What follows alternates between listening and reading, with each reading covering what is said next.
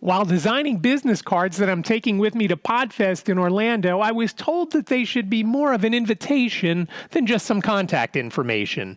In episode 64 of the I Can't See You podcast, I'll tell you exactly what I came up with. From Studio C, welcome to the I Can't See You podcast with David. He can't see, but he's got a lot to say and a face for radio.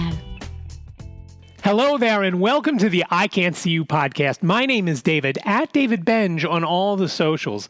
I really appreciate you checking out the episode today. And what I'd like to talk about today is my preparation for going away to Orlando and Podfest. Now, Podfest, as I've probably mentioned before, is a conference or convention, whatever you want to call it, just a lot of stuff going on. There's going to be an exhibit hall, and there's going to be different tracks for learning different things, how to build an audience, how to monetize the podcast, how to produce a better podcast, things like that. And I'm really excited to go. And in preparation, they have a Facebook community, so I've been on there and talking about that. And one of the things that a lot of folks in there had mentioned was a business card and having swag and merch that they give to their guests and things like that. Well, I'm sorry to say I don't have merch yet. However, one of the things that I didn't have that I thought, I better get it before Podfest starts, are business cards. And I wanted to do the business cards, so I had something to hand out. And I actually did the business cards myself. And I know what you're saying. I'm blind. I shouldn't be doing that. And I shouldn't have done that. It took me way too long to do it. I then had to wait for somebody to check for spacing, and I had Liz check it, and I had Jane check it. And I even had one of my old graphic design instructors check it to check for spacing and things like that. And of course, Liz checked for spelling and typos and that sort of thing. But when I was doing the card, and I realized how much I missed doing that, and again, you know, my entire life I've been visually impaired. It's just something that I like doing. All the things I like doing are things that require sight, which is sad, and why my mobility instructor years ago told me people who are visual learners and visual thinkers have a much more difficult time. And she told me this story, which I think I've passed on before, but I'll mention it again, of two brothers, both who were going blind. One was an accountant or something, and the other guy was, you know, I don't remember if he was an artist or a photographer or something more visually important. Vision was more important.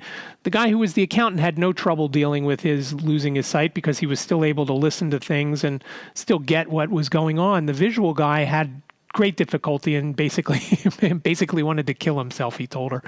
So, and sadly, I'm in that category. But I made these cards and I put them up on the Podfest group, you know, just asking people, you know, what did they think about them.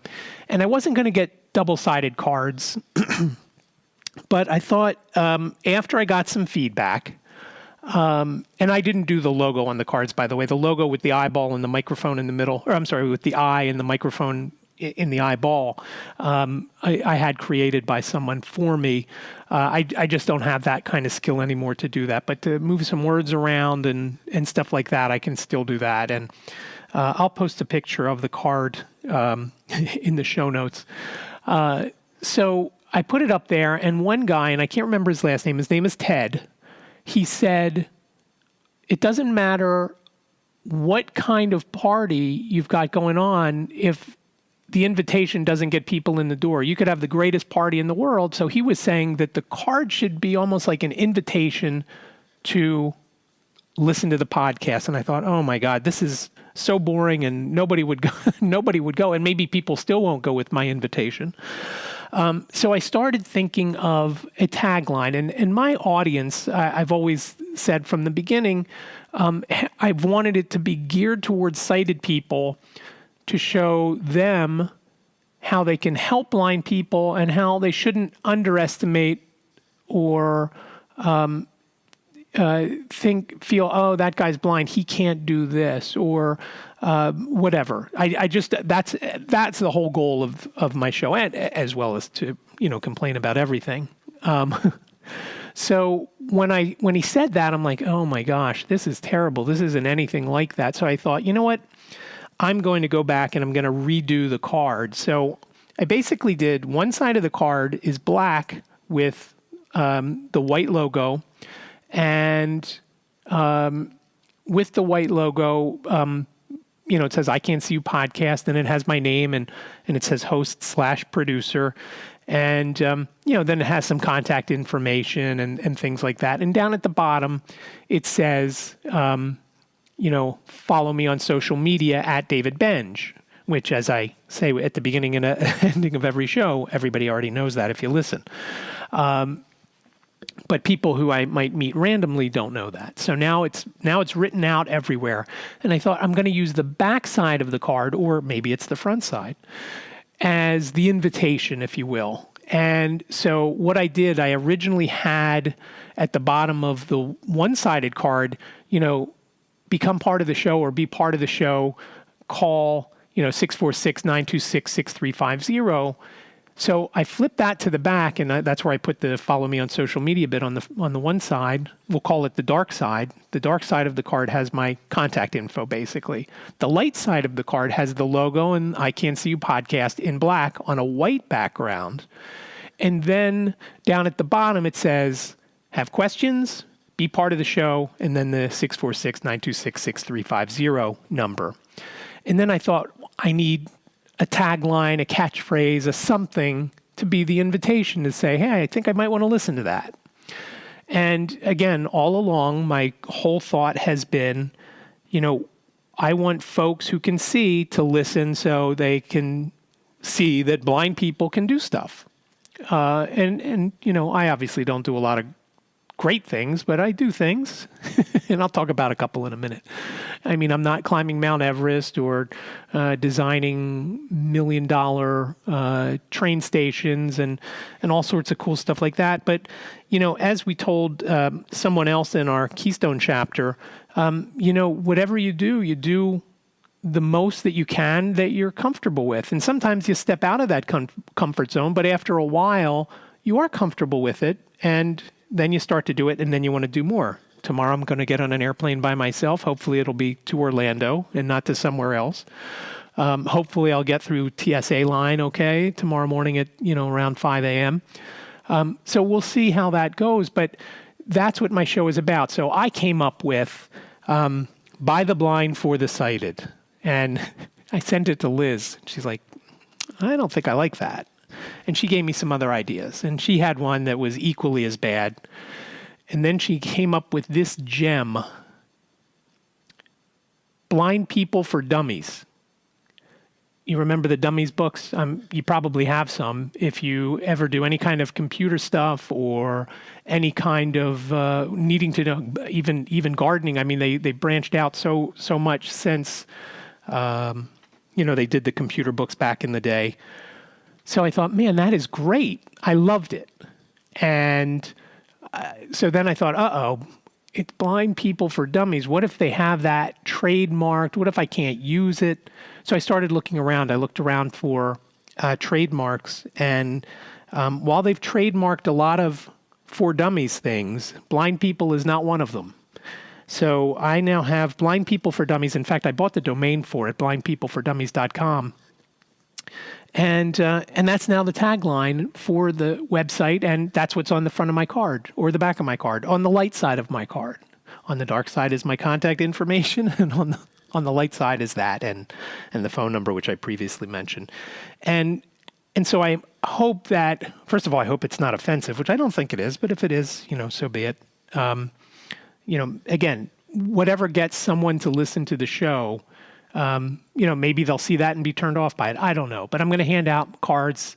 I'm taking 498 of them down to Podfest in Orlando tomorrow, and I will start handing them out. And I'm really excited for it because we've had a couple of, besides doing the Facebook stuff, the Facebook group. One guy, his name is David Bennett, who happens to be from Warren, Pennsylvania, where White Cane Coffee is from, set up these Zoom calls. And there was probably, 15 to 25 people on each one, and they were awesome. In one of them, Chris and Katie were in it answering questions. Also, someone named Kim who works at the event, she was on both of them. Answering questions. And then we were also able to talk amongst ourselves as far as what our shows are about and where we're from, and, just chit chat about just about anything. And they were awesome. And he did a great job for setting that up. And I'm looking forward to meeting him and a few of the others that were on the, that were there on the calls. And I have to tell you, there was a guy on, and I can't remember his name, but I so hope I get to meet him.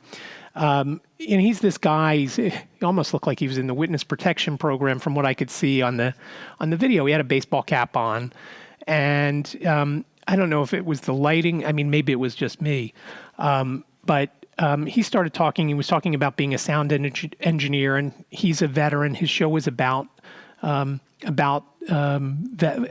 veterans and for veterans, or maybe for anyone. I don't quite remember. But then he's talking and he's like, yeah, when I worked at NASA, and I'm thinking, oh my God, I don't know that I've ever met anybody that worked for NASA. So I'll be looking for him, and hopefully somebody else on the call remembers his name, and I can just get to meet him, because I just want to say hi, and I just think that is awesome. So David did all this legwork, and it was awesome that he did that, because it was very, very useful and helpful. And so he also commented on my card, and but Ted, with that idea, and again, maybe it's offensive to somebody. I don't take offense. As I always tell people, when they say, "Does that offend you?" I said, "Nothing's more offensive than not seeing." So I'm looking forward to seeing what people say when I hand them the card. I'll let you know next week, I guess. So I am recording this a little bit early. It's Tuesday afternoon for a Thursday published date. And as I mentioned, I like to get out and about, and I've done a few things, some fun, some okay, and some things that I had to do. My friend Chris Doherty from Doherty and Company Insurance in Media, Pennsylvania. If you're in Pennsylvania, give him a call, because he can help you out with insurance. And he's been our broker for, I can't tell you how many years, probably since I was around 20 and had the video store, and maybe longer with my parents. I'm not anywhere near 20 now, by the way, in case you were wondering. So he had gotten a pair of Flyers tickets for Liz and I to go. And so we went down, and last week on Friday night, we went down to see the Flyers play the Rangers. And we got there a little bit late. I guess we walked in. We finally got into the seating area around 5 minutes into the game, maybe a little more into the game. Once we got in, there was a group filling bags for troops who were stationed overseas. And, you could put Rice Krispie treats in and Slim Jims and all sorts of things. And that was very cool. So we each did a bag. So, and then you could write a note. And the note that I wrote, which of course Liz wrote, I put the @DavidBenge on it. So I'm kind of hoping that whoever gets it, that soldier or sailor, will reach out and just connect. I think that would be very cool. So we did that. And then we walked around a little bit. I guess actually we ate before too. And we ate at the Wells Fargo Center. They have a single slice of pizza. Now the pizza was probably about $10. It was a slice shaped like a slice of pizza, but it was like the slice of pizza that Fred Flintstone would have, because it was bigger than my head. And if my head were triangular, it would be, it's still much bigger. I mean, it was just huge. So we had that, and then we went down to the seats. And by the time we got there, at some point, either when we were ordering the pizza, the Rangers scored. So 1-0 Rangers, and we walked down into the seating area, and we're not down there too long. And then the Flyers scored, tied it up, and we were down the end of the ice that the Flyers shoot twice at. If anybody's familiar with the Wells Fargo Center, it was section 106, and I think we were in row 13. And which were, if I could see, would have been a great seat. Not seeing wasn't good. But I don't know that any of them would be good. And it brought us back to when Liz and I used to go quite often before we had kids, and even when Liz was pregnant with Jacob. And Jacob's 26, by the way, so it was a while ago. We would go down to a lot of games. We would go to ovations during the first intermission, and we did that because we were down the end the Flyers shot twice at. So in the second period, they were down the other end, and what little vision I had then, I couldn't see anything pretty much down the other end even then. So if we missed a couple of minutes of play, because we were downstairs eating dinner, that was okay. I didn't want to miss, where they shot twice at, so we wouldn't go during the second break. But the one big thing that I noticed being down the end, you're behind the tall glass, and we were in row 13, so I don't know how high up the glass went. But it was high enough that, like in our old seats, we were right in front of the face-off dot inside the zone, like, the big dot, not the one by the blue line, the one further in.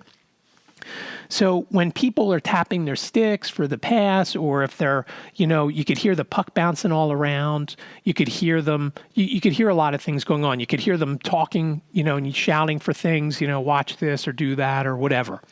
Where we were, because of the glass, the only time we could really hear stuff, other than maybe when the puck hit the post, was when the puck hit the glass, or guys got checked into the boards.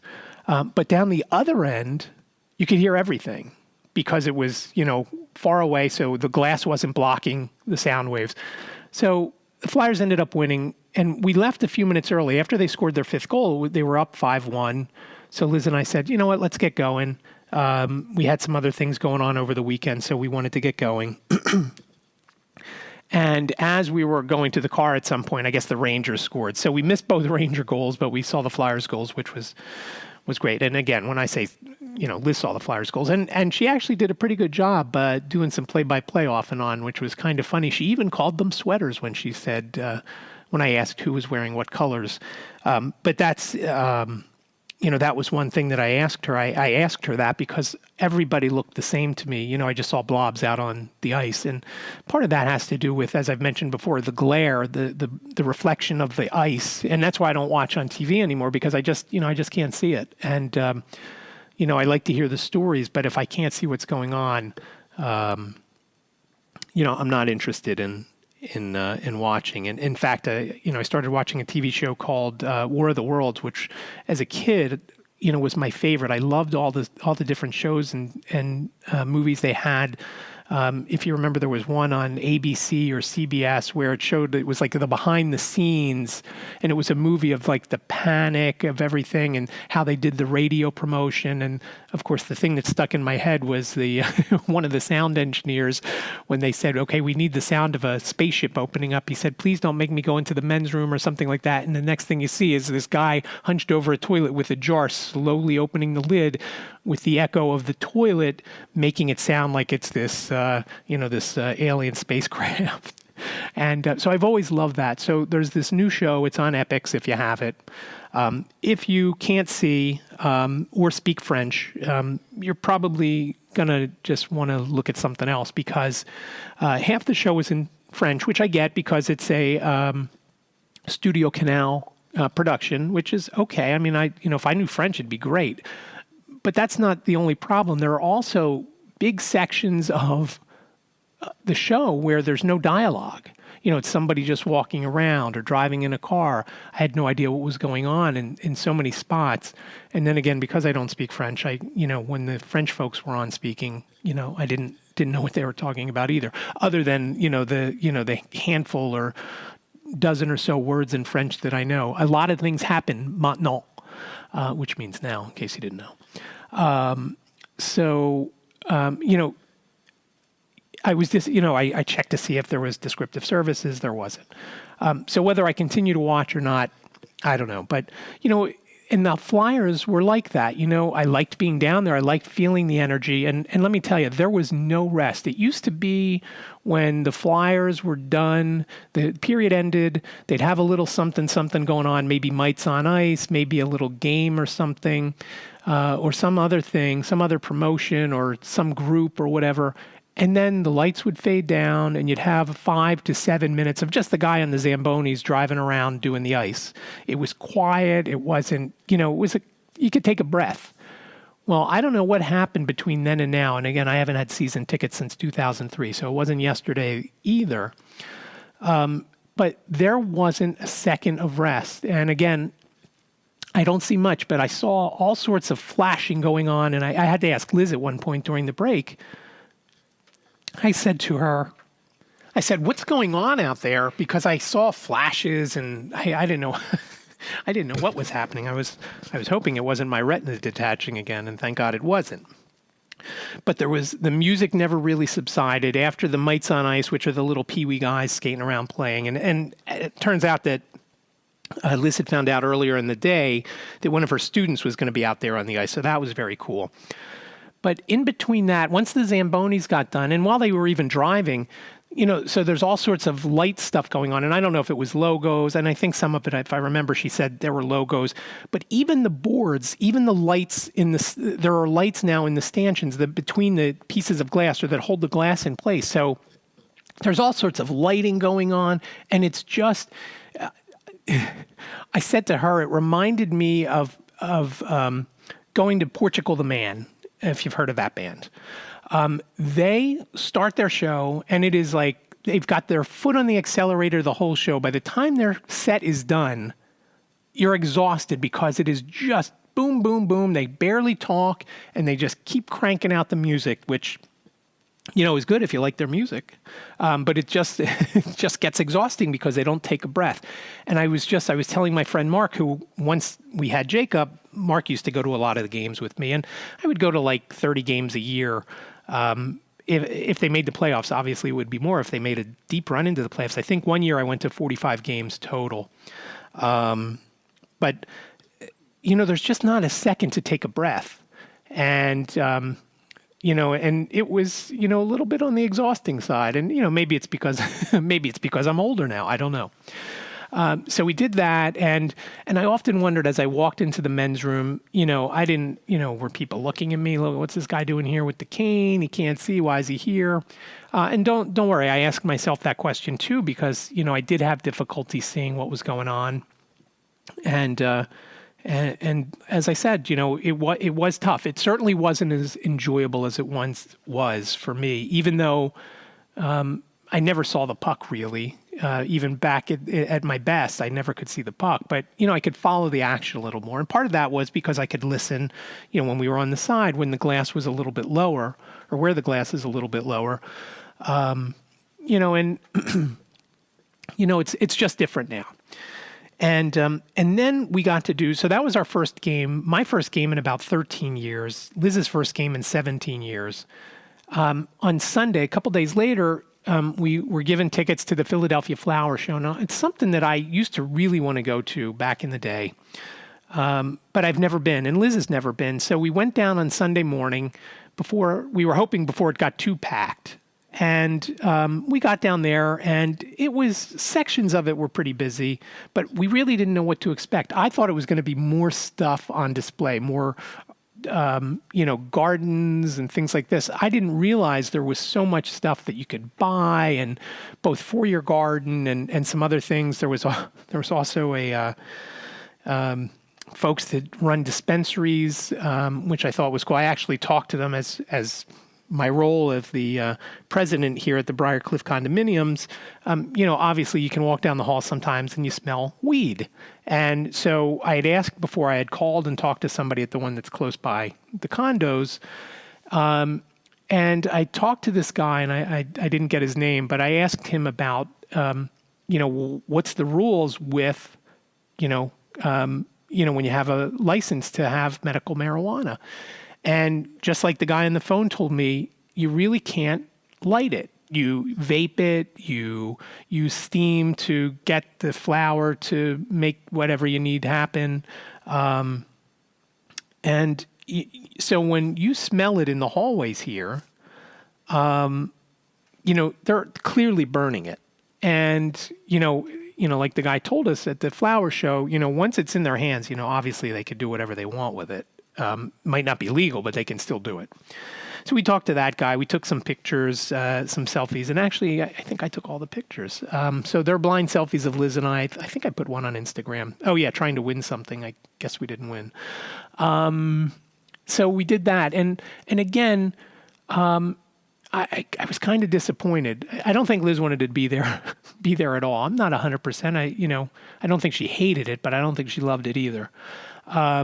But it was nice to walk around. It gave us something to do on Sunday, and I do appreciate those tickets that were given to us by Trish from Philly Touch Tours. She got them from someone, and I was glad to finally get down there and see what the whole thing was about. And it was nice to do that. It kind of made me wish that we had space to do gardening here, which we don't. And but it was just another thing that now at that the cane. It was like the cane was invisible there. People didn't care. People didn't get out of my way. I'm sure when, my cane got tangled up in their feet, they probably gave me dirty looks. And again, I'm not too concerned about that. I try not to because, I'm afraid I'll trip someone, and I certainly don't want to do that. But again, I'm sure people are looking at me. What am I doing walking around this thing, with these beautiful flowers or these other displays? And again, I don't care, but I just wonder what other folks think, which then makes me think of the next day, yesterday, Monday, I had a doctor's appointment, an eye doctor appointment with Dr. Pro in media. And, Liz was working. It was one of her long days. So I figured I'll do it on my own. I'm not going to use Uber. Even though media is very close, it's still probably a $10 ride. And to go to media, it just doesn't seem worth it to me. Not when I could get on a bus and a trolley and get there for $2.50. So I did that. And I prayed that, sorry, I don't pray. I hope that, I was hoping that the bus would get to me on time so I could get to the trolley on time. Because as I mentioned last week, the SEPTA Route 109 that was the 10th time I took it. I've had 3 issues with it. So not a great batting average. Well, it is a great batting average, but they weren't doing it in a good way, not for a good reason. So I take the bus to the mall. I get off at Springfield Mall. I then have to walk from one side of the mall parking lot to the other. So it's easiest to cut through the mall, through Target, where Jacob works. He wasn't working yesterday, though. And then cut through the back parking lot to go down to pick up the trolley down behind the mall. And as I'm walking out of the doors at Target and I'm walking through the parking lot, I was kind of weaving from lane to lane. And I thought, if anybody's watching me, I wonder if they think that I'm looking for my car. And then I started thinking, how funny would that be to, walk around the parking lot, tapping around with my cane. And if somebody came up to ask me, do you need some help? And I say, yeah, I can't find my car. And just to wonder what kind of expression or reaction I would get, I'd obviously have to do that with when I was wearing the video glasses or some other video device. So to capture that, I just think it would be funny. But it was a fairly easy trip. It takes 40 minutes probably by bus and train or bus and trolley, as opposed to 15 minutes if you're driving on your own. So that part always kind of bothers me. But again, I could do it on my own. Some people have said, "Oh, you take the bus," and I say, "Yeah, if I want to go places, I have to." So I did, and I was glad that I could do it, and I did it for $2.50 each way. So $5. I got to media and back, and had my eye appointment, and I don't have to go again for 6 months. That was my glaucoma appointment. So I actually have as I've mentioned before, I have a bunch of specialists that I see, and I have a cornea appointment later this month and a retina appointment, I think in April or May. And I joked with the doctor who I see, Dr. Pro. I said to him, he said, "Oh, I see you have an appointment with Dr. Ayers, who's my cornea guy, and did the transplant and the cataract surgery, did those surgeries, and maybe one more." He said, "I see you have an appointment with Dr. Ayers, in March." I said, "Yeah, I do." And I said, "Dr. Garg in April or May." And he said, "Oh, I don't see that on here. I said, well, I hope I have it made now because after he was on TV last week, who knows if I can get an appointment with him. So he's so famous. and he evidently didn't see the clip on Action News, which is from the ABC affiliate here in Philadelphia. And it wasn't the first time he was on, too. It was he had been on during one of the Eclipse events of a year or two ago. So he's a good one to have on because he's although he's pretty subdued when he's on TV, not as himself as he is when he told me I needed the surgery for the detached retina right before I was flying to London a couple of years ago. So again, bringing it all back, I like to do the stuff on my own because it shows other folks, hey, I can do it. When I was waiting for the bus, I was having some difficulty with my phone. My friend Alex had left me a voicemail, and every time I went to listen to the voicemail, a text would come in. So the text would be talking while I'm trying to listen to the voicemail, so I couldn't hear it. So I got frustrated, and I tapped my cane hard on the ground. And this girl who was sitting on the curb said, you okay? And I said, yeah. I said, doesn't look like it, she said. and then I told her the story, and she laughed, and she thought it was kind of funny because it was funny because it was just it was a simple voicemail with him saying, hi, it's Alex. It's today's date and time, and give me a call back when you have a second. And that's all it was. And, but I'd hear, hey, it's Alex. And then a text would come in. Or one time my ear touched the screen, so I knew how much battery life I had. But meanwhile, I missed, his message. So it shows folks that I'm out and about and that I can do it. And other blind people can do it. And I did get on the right bus. She asked me, she said, did you ever get on the wrong bus? I said, I haven't yet, but I know it's going to happen, whether it's a bus or a train. And then I mentioned that I'm going on a plane to Orlando. I said, I hope I don't get on the wrong plane because that's a bigger mistake. So getting on the wrong train is my biggest fear because, that has the most, would be the most time consuming getting back to the right station, unless I realize it once I'm on the train. And it's in Philadelphia, in Center City, there are 3 Center City stops. And I usually get on one of the ones that I could go a stop or two and still get off and get on the right train. So I usually don't worry too much about it. We'll see how I make out tomorrow at the airport, and let's hope I get on the right plane.